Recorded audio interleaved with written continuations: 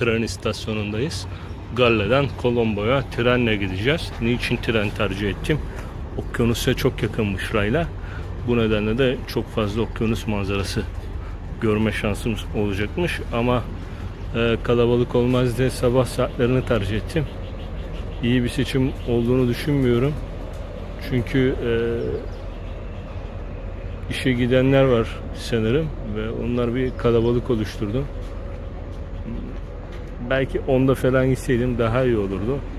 Ama kaldığım yerde birkaç kişi de gidince ben de kalktım. Bakalım sonumuz ne olacak? Göreceğiz bugün. Trenden ara ara çekmeye çalışırım. Colombo'ya inince de birkaç gün süreyle Colombo'da çekim yapacağız ve Sri Lanka turunu böylece tamamlamış olacağız. Manzara bir kenara dursun, hiçbir şey çekemedik. Biraz ayakta geldik. Ekspres tren olması şansımıza oldu. Sırtımı dayayacak bir yer buldum. O şekilde idare ettik. Tren hala devam ediyor. Bir 10 dakika tren istasyonunda dinleneceğim.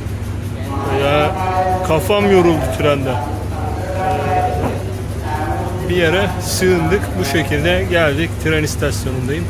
Colombo'da birkaç gün süreyle kalacağız. Bakalım başımıza neler gelecek. Hakikaten okyanusun kenarında giden bir trendi. Fena değildi.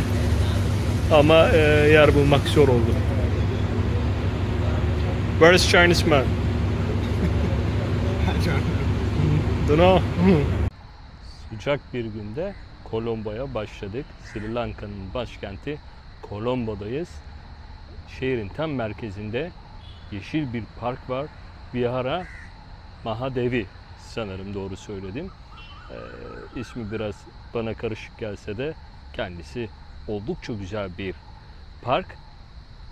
Tabii bu sıcak günde bakın ortalık yeşil, temiz, oturmaya banklar var. Tam Town Hall'ın karşısında, onu da göstereceğim. Tabii yüksek güvenlik de var. Bekleyen bu şekilde polisler oluyor. Onu da gösteririz. Sri Lanka oldukça güzel bir ülke ama pek de sıcak. Onu da söyleyelim. Parktan başladık. Bu şekilde. Çok da güzel bir park. Dediğim gibi bugün oldukça uzun bir seyahat olacak bizim için. Başkentte. Parkın tam girişinde de böyle bir Buda heykeli mevcut. Parkın etrafında biraz gezme şansım oldu. Dondurmacılar var. Yemek için bazı şeyler var. Tam karşısı da Town Hall. Şimdilik böyle. Devamını yeri geldikçe ekleyeceğim. Bugün 10 durak falan gezeriz diye düşünüyorum. Yarın da biraz serbest zaman yaparız. Bakın tam karşıda görünebiliyor mu? Şu an görünecek sanırım. Lotus Kulesi var. Böyle de bir şehir merkezinde kule. Otobüsler bu şekilde geliyorlar, gidiyorlar. Güzel başladık, güzel gitsin. Sıcaktan aklımı üşüteceğim sanırım. Hakikaten çok sıcak. Ben Derenayke konferans salonu karşıdaki. Burada bir anıt olduğunu düşünüyordum. Onun için geldim ama böyle bir konferans salonu var arkadaşlar. Anıt var mı bilmiyorum açıkçası. Ben de şehri bu şekilde gezmeye çalışıyorum. Hemen karşıda bir Buda heykeli gözüküyor. Durum burada şimdi böyle. Küçük bir havuzu var. Büyük bir konferans salonu gibi duruyor. Dediğim gibi ben burada bir heykel, anıt gibi bir şey bekliyordum ama karşımıza bu çıktı. Buradan şimdi şehrin bir önemli meydanı var. Oraya doğru gidiyorum. Hava 35 derecelerde. Tabii bakın buradaki yeşillik, Çok güzel. Konferans salonunun içine girmedik. Tabi gerek duymuyoruz. Anıt olduğunu düşündüğüm için gelmiştim ama öyle değilmiş. Karşıda Buda'yı da görebiliriz sanırım. Meydandan görüşürüz arkadaşlar. Sıcak bendenizi kavurmaya devam ediyor. Ama ne kadar sıcak olursa olsun gezmeye ben de devam ediyorum arkadaşlar. Şöyle burayı size göstereceğim. Öncelikle uzaktan bir görelim. Daha sonra şöyle kenardan bir giriş yapacağız. Nedir burası? Burası bir müze anıt gibi düşünmek gerekiyor. Sri Lanka'da savaşıp hayatını kaybedenler için yapılmış bir müze anıt diyelim. Değişik satıcılar acayip sesler çıkarmaktalar. Evet. Burası tabi dediğim gibi bir müze anıt.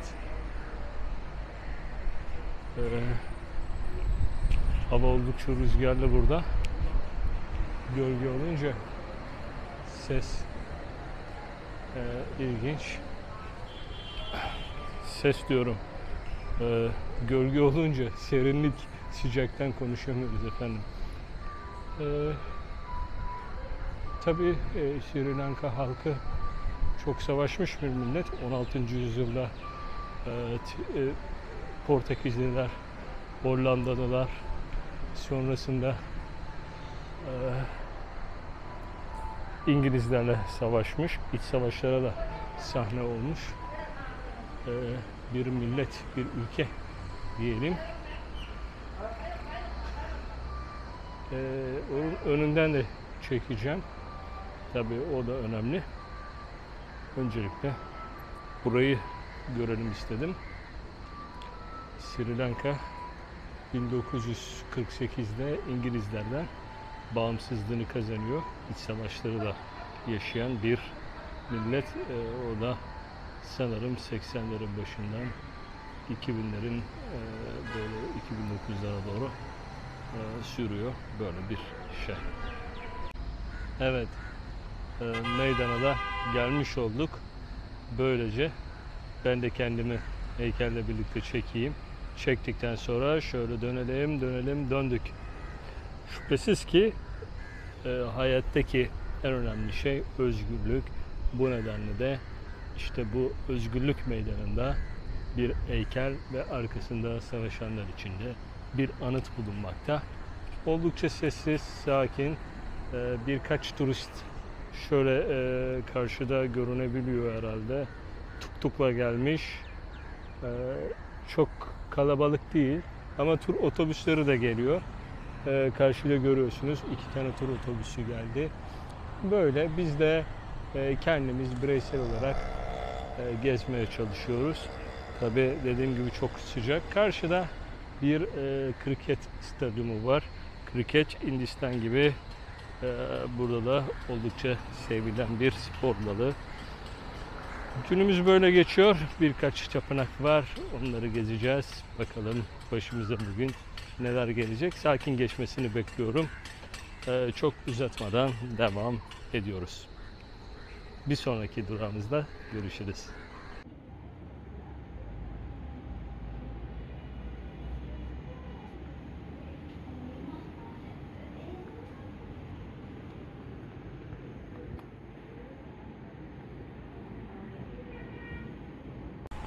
Şimdi de başkent Colombo'nun en önemli tapınaklarından biri olan Gangaramaya'dayız.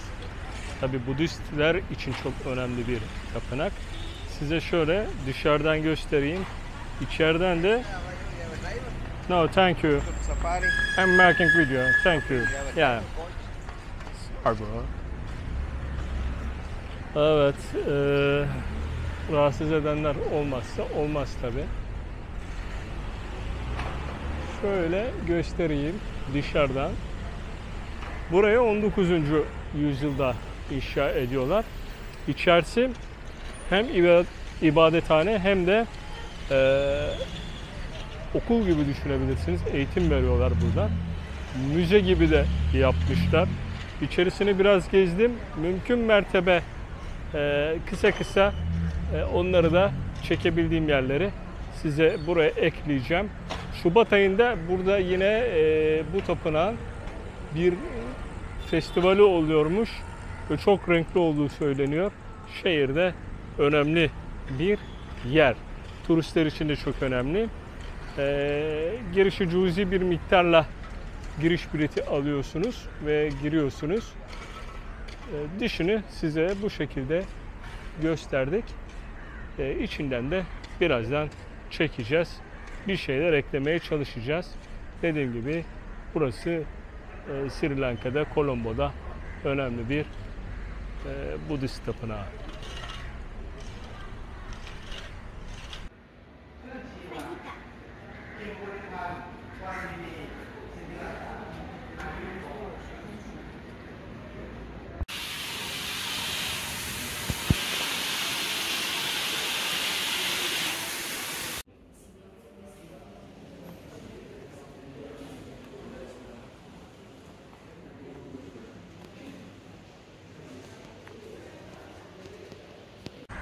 Güneş olduğu için böyle biraz kenardan çekmek durumunda kaldım.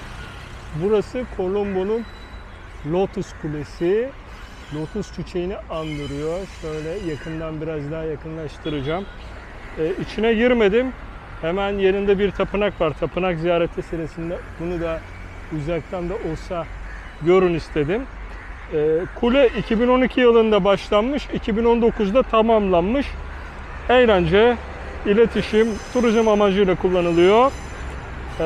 350 metre yüksekliği varmış. Bu da demek oluyor ki Güney Asya'nın en yüksek kulelerinden biri diyebiliriz. Belki de en yükseğidir. Tabii Tokyo'da, ne bileyim Seul'de, Asya'nın diğer kısımlarında büyük kuleler var. Ama Güney Asya'daki en yüksek kule bu diyebiliriz. Şehirlerde artık böyle şeyler oluyor. Modern bir mimari diyelim. O diş boya benim çok hoşuma gitmedi, yeşil. Yine de güzel bir kule. Şehirde böyle bir simge haline gelmiş. Yalnız etrafı o kadar da güzel değil. Bakın böyle yani etrafta basit bir senayi gibi küçük şeyler var. Tuhaf bir yer diyelim. Tabii kulenin girişi daha ileride. Biz şimdi tapınağa bakalım ve günü sonlandıralım. Gün bize yetmedi. Lotus Tower'ın hemen gölgesinde, ara sokaklarda şöyle Hindu tapınakları. Tabii ara sokaklarda olduğu için turistler buralara pek gelmiyor. Bulamıyorlar. Ben özel aradım, buldum. Kıyafetim çok uygun değil. Kısa pantolonlu olduğum için şu an içlerine giremiyorum ama zaten buradan da görüyorum ve birçok Hindu tapınağı da zaten Hindistan'da gördük. Ara sokaklardan biraz meşakkatli olarak dediğim gibi geldim. Ama olsun, bunları da görmek Sri Lanka'da oldukça güzel. Daha çok Budist ağırlıklı. Bugün biliyorsunuz Budist tapınağı da gezdik. Hindu tapınağı da gördük. Yarın Colombo Fort, Colombo Kalesi ve Deniz Feneri'ni göreceğiz. Colombo'yu toparlamış olacağız. Serbest zaman olacak biraz. Dediğim gibi buralara geldik, gördük. Günü böylece tamamlıyorum. Bir Hindu tapınağının önünden. Dediğim gibi ıssız sokaklardan geliniyor. Bakın etrafta hiçbir şey yok. Gelen giden de yok. Tren istasyonunun hemen yanında, Lotus Tower'ında hemen gölgesinde olan yer burası. Güzel bir gündü. Fena geçmedi. Fena geçmedi. Gün bize yetmedi. Yarın dediğim gibi Kale bölgesini ve deniz fenerini gezebilirsek gezeceğiz. Colombo'nun ilk gününden böyle diyelim. Aslında dün biraz gezecektim. Yağmur yağınca bugüne sarktı. Görüşürüz. Abone olun. Teşekkür ederim. Hoşça kalın.